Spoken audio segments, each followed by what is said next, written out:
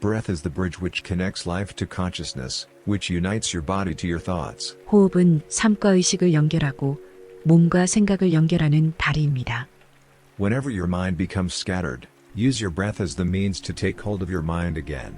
마음이 흩어질 때마다 호흡을 통해 마음을 다시 붙잡으십시오. The present moment is the substance with which the future is made. 현재의 순간은 미래를 이루는 물질입니다.